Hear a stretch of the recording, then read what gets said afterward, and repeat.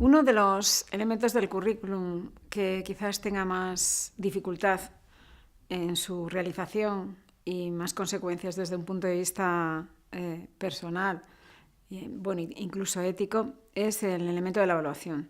Y ese va a ser precisamente el que vamos a tratar de explicar en lo que es su desarrollo en el documento audiovisual que comenzamos en este momento. En este documento vamos a tratar dos aspectos fundamentales. El primero, vamos a intentar definir lo que entendemos por evaluar, y una vez elaborada esa definición o propuesta esa definición, vamos a ir desarrollando las fases que llevan implícita el proceso de la evaluación y las decisiones que se toman en cada una de esas fases del proceso de evaluación. Como pueden contrastar en la diapositiva, el concepto de evaluación puede hacer referencia, como en el caso de la definición de Staffel-Bean, a un enjuiciamiento sistemático de la valía o el mérito de algo. Se trata de valorar algo en relación, pues, a un criterio de referencia, en relación a lo que consideramos lo correcto, lo adecuado. Pero también en la evaluación, como pueden comprobar en la definición de Elliott, que es la segunda que aparece en la pantalla, se puede definir como el proceso de adquisición, elaboración de información y expresión de un juicio a partir de la información recogida, lo cual pues alude a un procedimiento en el que aparecen diferentes fases.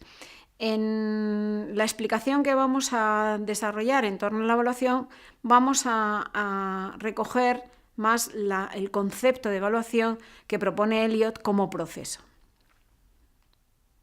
En ese sentido, en la evaluación como proceso se desarrollan diferentes fases. Es decir, el elemento del currículum de la evaluación exige poner en marcha una serie de etapas, de fases, de procesos y de procedimientos que tienen una cierta lógica. En primer lugar, tenemos que definir qué se evalúa.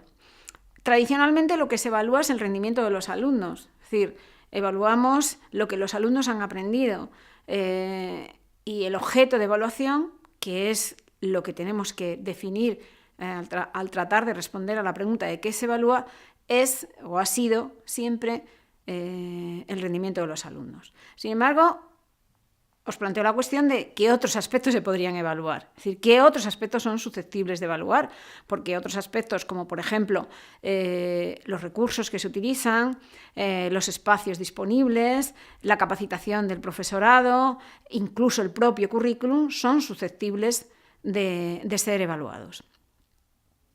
Una vez que definimos el objeto de evaluación, ¿qué vamos a evaluar? La segunda de las fases de la evaluación se refiere a la captación de la información. ¿Cómo vamos a recoger la información sobre eso que hemos decidido evaluar? Para ello tenemos que decidir sobre cuál es la técnica o instrumento de evaluación que mejor se ajusta al objeto de evaluación. También estableciendo el grado de precisión con que queremos recoger los datos. Es decir, no es igual el grado de precisión que ofrece una entrevista o un examen oral que el grado de precisión que ofrece una técnica como una prueba objetiva. No es lo mismo un examen tradicional que una escala de observación. Entonces, es importante en esta segunda fase de la evaluación de captación de la información elegir la técnica o instrumento que se ajusta más a nuestro objeto de evaluación, a aquello que queremos evaluar, siempre teniendo en cuenta que esas técnicas nos ofrecen un mayor o menor grado de precisión en la recogida de la información. Una vez que tenemos recogido los datos, una vez que tenemos recogida la información a través de la técnica que hemos escogido, valoramos esos datos. Elaboramos la información a través de la interpretación que el evaluador, que el profesor en este caso, da o va a conceder a esos datos. Aquí en esta etapa, en la fase de elaborar la información, es importante no perder de vista lo que se denominan esquemas mediadores del evaluador. Es decir, aquellos aspectos que están influyendo en el evaluador y que a lo mejor no tienen que ver estrictamente con el objeto de evaluación, Es decir, en un examen oral, un evaluador puede que le dé mucho valor inconscientemente a la fluidez con la que se expresa el alumno, a su capacidad de argumentación. Sin embargo, hay otros evaluadores que le dan mucho valor al ajuste a la respuesta esperada del desempeño del alumno. Y sin embargo, hay otros profesores que entienden que es especialmente valioso el esfuerzo demostrado. ¿Qué queremos decir con esto? Bueno, la evaluación es un proceso difícil en el que es muy difícil, muy difícil conseguir una objetividad absoluta. Es decir, tenemos que ser conscientes que en el proceso, en esta tercera fase de elaboración de la información, hay un cierto componente de subjetividad. De cualquier forma, ese componente de subjetividad no legitima el caer en la arbitrariedad. O sea, la aspiración de objetividad es valiosa y lo que no podemos es justificar la arbitrariedad por el hecho de que sea muy difícil conseguir una objetividad absoluta. Una vez que se ha elaborado la información, pasamos a la cuarta fase de la evaluación, que se refiere a la valoración de esa información. El objetivo de esta cuarta fase de la evaluación es apreciar la diferencia entre lo obtenido, es decir, entre los datos que hemos recogido, y el valor de referencia, es decir, lo que consideramos que es una competencia adecuada, una conducta adecuada, un conocimiento correcto. Para hacer esa apreciación de la diferencia entre lo obtenido y el valor de referencia podemos abordarlo desde tres tipos de evaluación: lo que se conoce como evaluación con respecto a la norma, con la evaluación con respecto al criterio o la evaluación con respecto al individuo.